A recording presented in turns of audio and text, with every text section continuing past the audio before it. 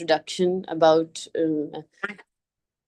me, Dr. Madiha. I'm Dr. Madiha, and I have with me Dr. Shumaila. Both of us have been training the MRCPCH candidates for over last 2 years with Alhamdulillah good success rate. And our basic aim is to help people who are preparing for the exam to, help them ace the exam in the easiest possible way.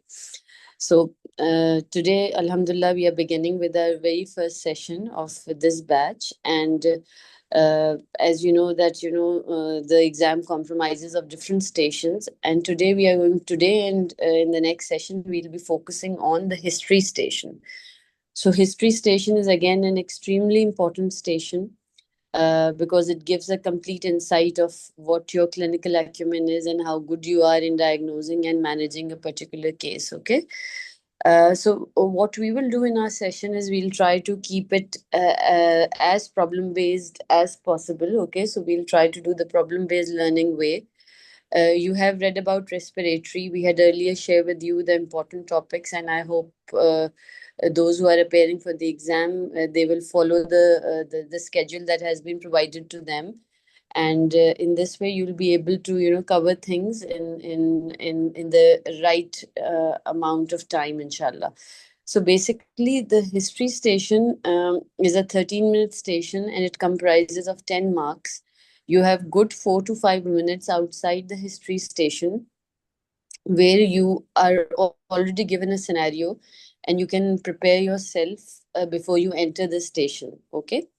So in this 3 to 4 minutes that are available for you outside the history station, we want you to focus on few things. Of course, once you will read the clinical scenario or the presenting complaint that is provided to you, you will have a fair idea of what the possible diagnosis might be. At least you should have a list of differentials on your paper, so that once you enter you are able to shortlist the differential and come to the most probable differential, because this station is actually about coming to a list of proper differentials and then coming to the probable diagnosis. So for example, today since we are starting with respiratory, we had decided we'll keep a case of a 4-year-old girl who has presented with repeated history of cough and colds over the past 2 months. Okay, so if this scenario is given to you, your basically your strategy should be to build up a differential diagnosis for such a case. Okay, and also in the same time you have to write down the pattern. So, inshallah, once we are done with the session, we will share with you the exact history pattern that we are following, and we want you to follow that pattern in the exact manner because it will help you not to miss out on any of the important areas. Okay. And then at the same time, you have to write the third thing when you're sitting outside the station, that is the problem list. So, you're going to write your differentials, you're going to write down the headings of your history. Okay, so that you don't forget anything, because once you enter the station, the pressure of the exam might make you forget one or two headings which are extremely important, and you cannot miss any of the headings because each has particular marks. And then you should have a problem list sidewise where you can actually jot down the important problems that the mother or the role player is communicating to you, so that in the end, by looking at your problem list, you can quickly bring up a good summary to the examiner, and then you can begin with your viva. So if you have a case of a 4-year-old girl who is presenting with repeated history of cough and cold over the last 2 months, what differentials would you like to consider? Anybody would like to participate, because we like to keep the session interactive. So what differentials would you consider in a case of chronic cough in generally, if we discuss? Asthma or viral induced wheeze. Chronic cough. No. That's okay, yeah. Okay. What else? Chronic suppurative lung disease, bronchiectasis, cystic fibrosis. Very good. Okay. What else? So this is mainly immunodeficiency, tuberculosis, pulmonary tuberculosis. Excellent. Very And good. also lymphoma, mediastinal mass lymphoma. Excellent. Very good. So basically, you can keep, whenever you have chronic cough, you can keep three systems are basically can be, affected: respiratory, cardiovascular, and your GIT. So in respiratory, as you guys have mentioned, these are the correct differentials. If a 2 month history of cough is there, you have to keep asthma, viral induced wheezing, okay, any allergic component that can be there, and as doctor mentioned, any mass, okay, causes of bronchiectasis like cystic fibrosis, primary ciliary dyskinesia, immunodeficiencies. Also, if the age is a younger age or the history is prolonged, you can also keep congenital malformation of the lungs as well. You can also keep foreign body as well. In GIT, what can be the cause of chronic cough? Gastroesophageal reflux. Excellent. What else? Tracheoesophageal fistula. It will be 4 years old. Less Okay. chance. It's less chances, but you can still keep. Okay, depending upon since when the history is coming to you. So in GIT, you have your tracheoesophageal fistula, especially the H type, and then you have GERD.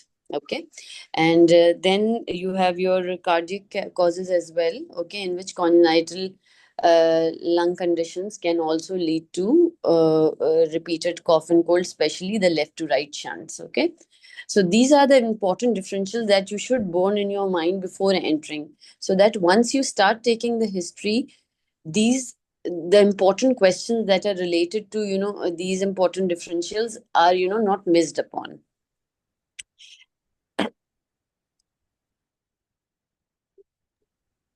So if we quickly discuss the pattern of history taking, okay, so the first thing is the presenting complaint. Okay, so the second thing is the history of presenting complaint, and then after that systemic inquiry is there. First we will discuss this part. So when you enter the station, okay, of course you will introduce yourself. You will confirm the identity, whether this is the mother of the particular patient. Okay, you will greet the mother, you will do a bit of rapport building, and then you will begin with your history. For example, if I'll enter the station, I will greet the mother. I'll say, good morning, I'm Dr. Madiha, I'm one of the children doctor here in the hospital. I hope I'm speaking to or I believe I'm speaking to Saima's mother. Then she will say, yes, I'm Saima's aunt or Saima's mother. Okay, and then you can say, thank you for visiting us today, and may I know what are your complaints regarding Saima, or what are your concerns? So a very quick, so don't take a lot of time in the introduction rapport building, a quick intro rapport building, and then quickly you will begin. So once you will ask the mother what are your concerns, she will tell you that she's been having cough for last 2 months. Okay, at this point, ideally, I would prefer you to insist upon to identify if any other issue is also there. So you can ask, okay, so the cough is there. Any other complaint or any other concern apart from cough? So maybe the mother might give you a clue that, yeah, she's losing weight, or yes, there is associated fever. So you are able to list out what are the presenting complaints at the very outset of your history.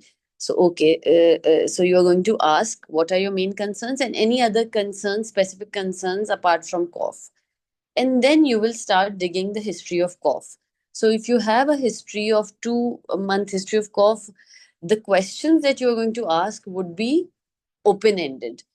Please try to avoid closed-ended questions until unless you are really forced to do that. Sometimes the role player is not telling you a particular information clearly, then you might ask it in a closed end manner.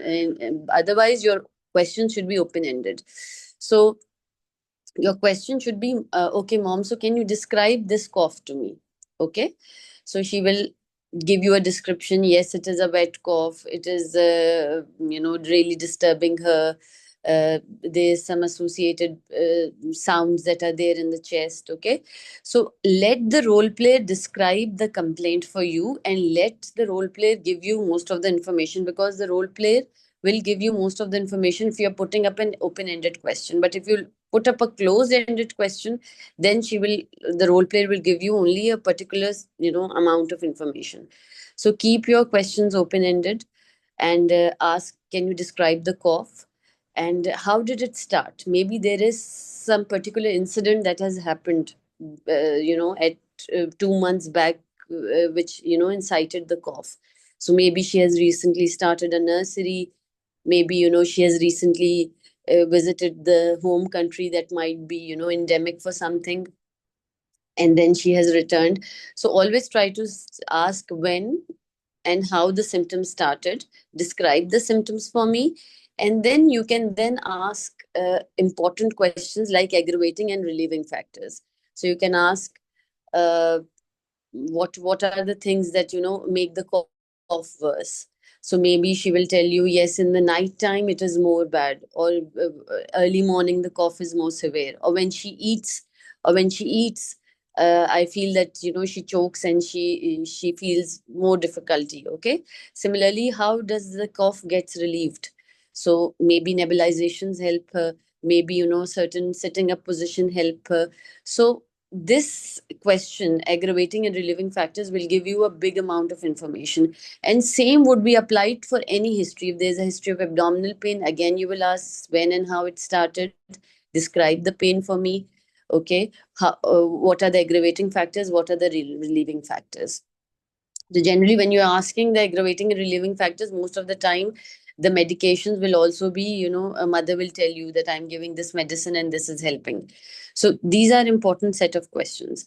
So once you have asked the questions regarding cough, there would be, some additional questions like maybe exercise intolerance, uh, breathing difficulty, if there's any associated breathing difficulty. And then you can bring up the important questions, other associated questions like, is there any associated fever? Is there any associated nasal allergies, eye allergies, repeated ear infections? Okay. So now you can complete the list of important questions that are related to your respiratory system. I hope this part is clear to you guys. So once you'll ask the presenting complaint and you know that it is most probably relevant to the respiratory system, try to ask all the important complaints that are there in the respiratory system. Then comes your systemic inquiry. In systemic inquiry, 4 important questions are there. You will ask about fever, you'll ask about weight.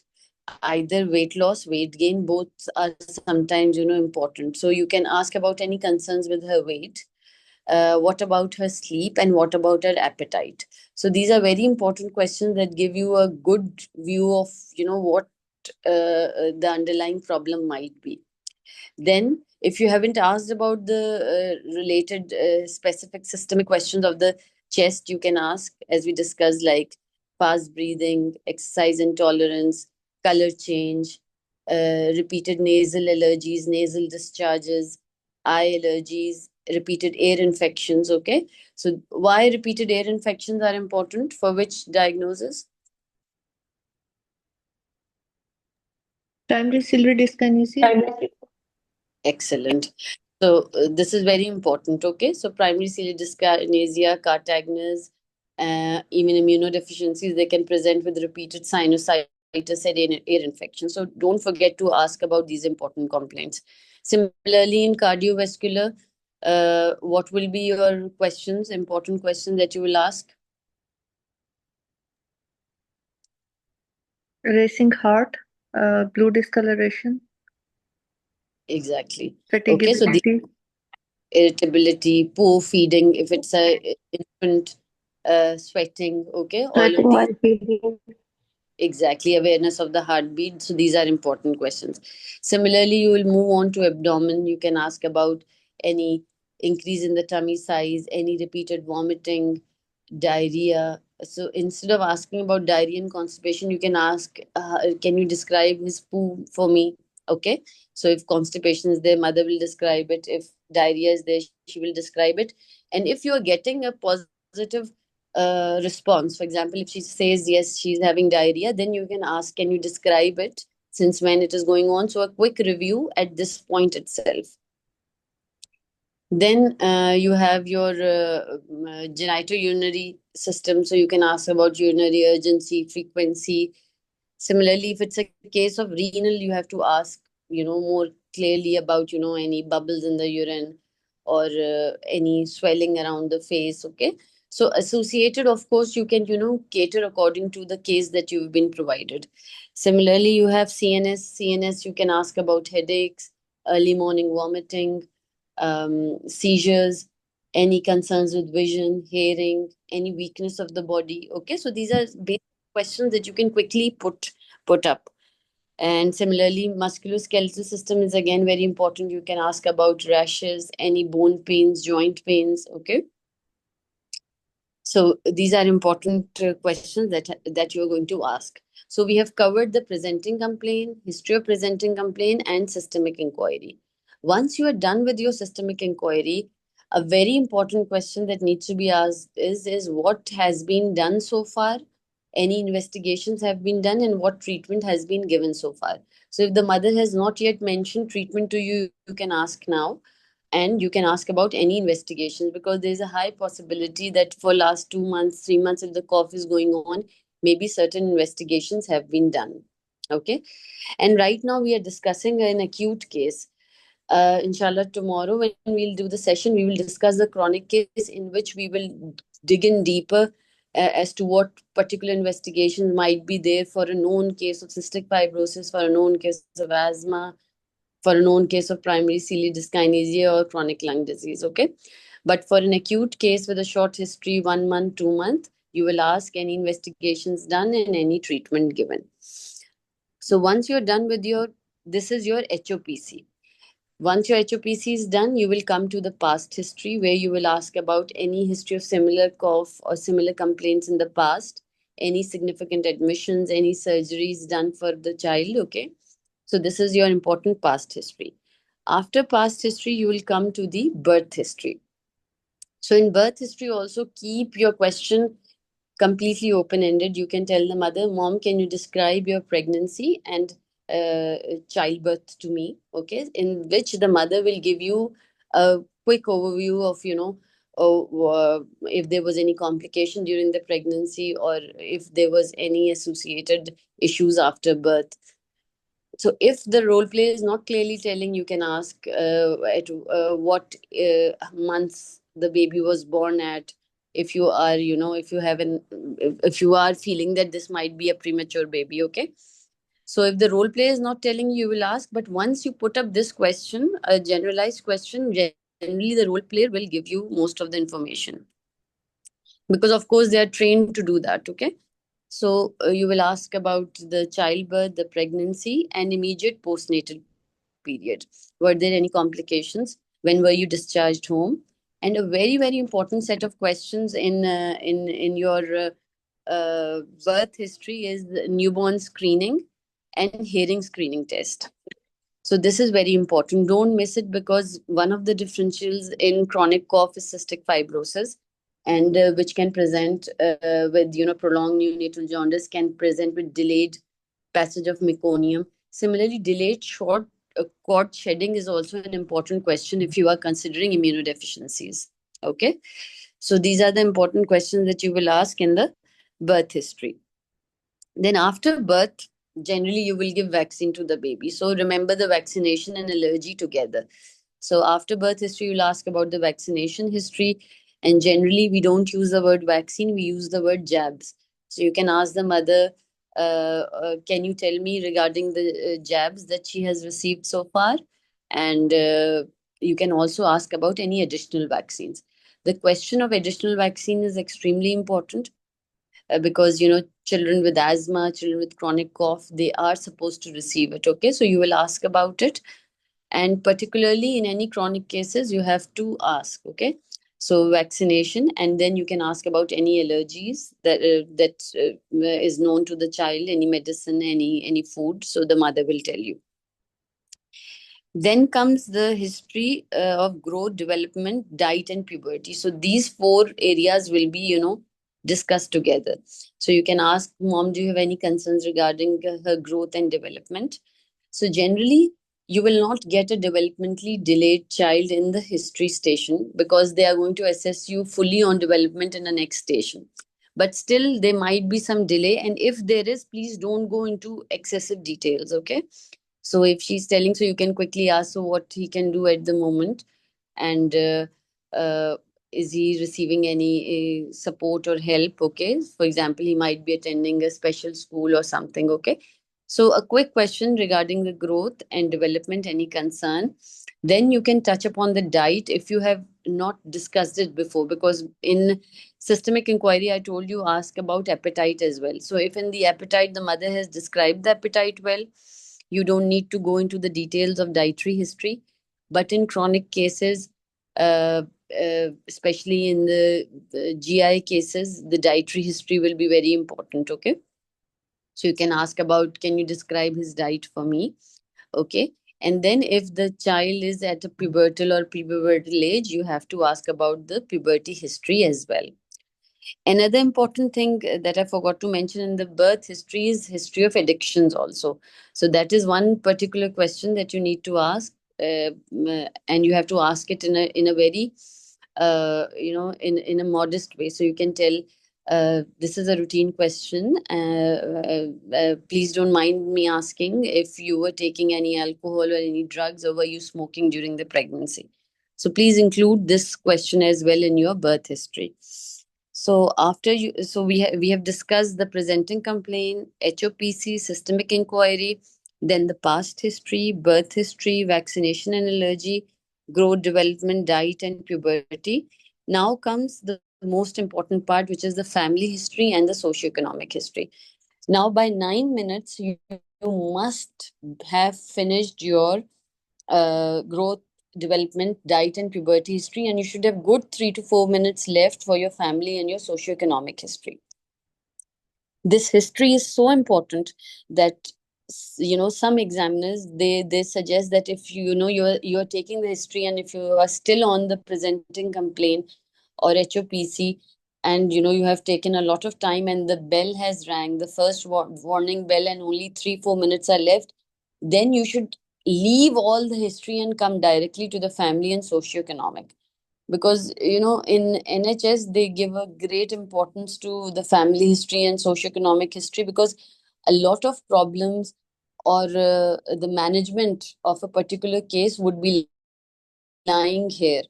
Maybe this mother needs help, she needs respite care, maybe she has issues in the with the spouse. Okay, so if those areas are missed, they are considered as a big lacking point in MRCPCH exam. So try to quickly cover that as well. So in the family history, you will of course ask about the consanguinity, about how many other children they have, okay, other siblings, any history of similar illness in the family. And in this particular history, you have to ask about any history of eczema, allergies, food allergies in the family, okay, if they are present. So this is regarding the family history. Okay, and then comes the socioeconomic history, which will have 3 limbs. So when you come to socioeconomic history, there will be 3 limbs to it. One is home and family, the other one is school and friends, and the third part is generally for the chronic cases, which includes a disability living allowance, emergency management plan, and social groups. Okay, so this is regarding your socioeconomic history. So in home and family, you will ask the mother, can you describe your home and family to me? So in that, she can describe, I'm living in a 2-roomed house. And generally, when you will put up this question, the role player is ready to tell you whether it's a well-ventilated place, if it is in a crowded, if they are living in a crowded place, or if there's any construction going on. So this information will come, but you have to ask, describe your home to me.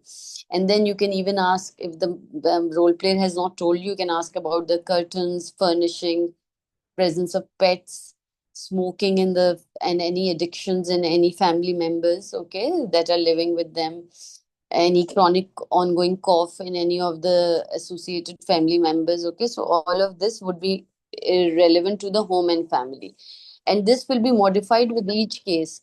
For example, if you have a CNS case with the CP child with developmental delay, you have to ask about any changes that have been made in the home to help the child. So these are important questions that would be there in home and family. Then comes school and friends. So it might be possible that the child is attending a daycare or a nursery. So you can ask, is the child attending any daycare, nursery, or school? And if he is, then you will ask, how is he with, other peers and friends, and or how is he socially? And then you have to ask, how is the disease impacting the child, the family, and the parents? Okay, this is a very important question. Okay, for if the cough is going on for last 2-3 months, the mother will definitely be having concerns. Okay, so you have to ask this question. You have to ask this question that whether how the disease is impacting the child and the other family members. So this is very important. And then once you will have a chronic history, you have to ask about the disability allowance, any, if they are related to any social groups. Okay, for example, asthmatic children or children with cystic fibrosis, generally they are associated with the other social groups. And then emergency management plan is very important, both for chronic cases as well as acute. For example, if it's a case of asthma, you will ask, do you know how to manage if an acute attack happens?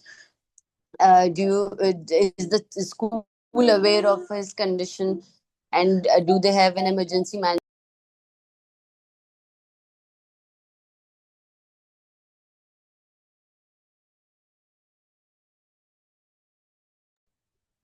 So we will just, I think it's a bit of little bit because we have to take care of the time as well. But generally speaking, almost Dr. Madhya has finished the history parts. But I just want to ask you if any questions, anything is there related to what we have discussed in today's session from anybody, and then we will discuss it a bit more about it. What are the other, generally speaking, once we are taking the history, then definitely it's a practice, because saying it is easier, but coming to a mock is like sometimes we forget different things as well. And there are some things which will definitely we will improve on with practice. So as we will be doing the history mocks, we will incorporate all these things. But this is a good compilation of all the headings and what is very important, relevant to respiratory. And also it will go along with other cases, whether it's abdomen case or CNS or CVS case. This is the basic format which you have to follow.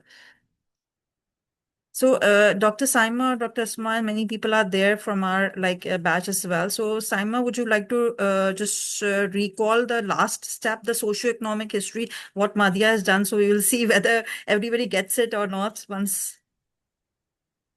Okay, in socioeconomic history, we have three parts. That is, the first one is home and family, then school and friends, and then disability and social allowance. In home and family, the pet question should be like, can you describe me your family? And whether there is a family consanguinity or not. Is any other person suffering from the same condition or any other condition, health condition, which you would like to mention here? Then regarding school, how is So actually, sorry to interrupt you, but this is about the family history. So we have a family history separate and a socioeconomic history separate. Okay. So what Madhya said about it, socioeconomic is like describe your living, like where you are living. Okay. So can you describe the house? So when you are asking about the family, you have to ask about, can you describe your house? Because already the family consanguinity, the information about any chronic disease in the family, smoking, pets, this you will ask in the family history. The socioeconomic history will ask about the living, how is the house, and whether are there any changes being made for him. Maybe like he's a physically challenged child, or maybe he's an asthmatic child in whom you need to avoid pets and carpets and this thing. So that is the socioeconomic part, home and family. Okay. Also, addictions will also be included here. Okay, so any smoking exposure, any addictions. But regarding the consanguinity and the other thing is included in the family, and especially the history of any chronic diseases. Okay. So what she said is like in the socioeconomic, you will ask about the housing and about the addictions. Okay. And the other part, like the second limb is what? Yes, carry on. Then it will be like about, we should also inquire about the furniture, the curtains, the flooring, if they are using carpets, because in respiration it is very important. So Then whether they you have will that- check if they haven't disclosed it yet. When you ask him, can you describe your home for me? This is a part of your Mhm. socioeconomic history. Can you describe your home for me? This is one limb. The other limb is you will ask, is he going to any nursery or any school? Is it a normal school? Maybe she will say she's going to a normal school, or maybe he's in grade 7, or maybe he's in grade 5, depending on the age, then you can see. So the second thing in the socioeconomic history is the schooling. And in the schooling, you have to ask about the academics. Is he good in academics? And is he good with his peers as well? So there are two things you have to ask in the academics and then the peer relationship as well. Why you want to put this question over here? To know how the child is, IQ, or maybe exactly. To check for the IQ level as well, and to check for like maybe how is he with his peers? Maybe the school some bullying is there, or maybe the child is not making friends, or he has something else. Okay, so that is why you have to cover that area.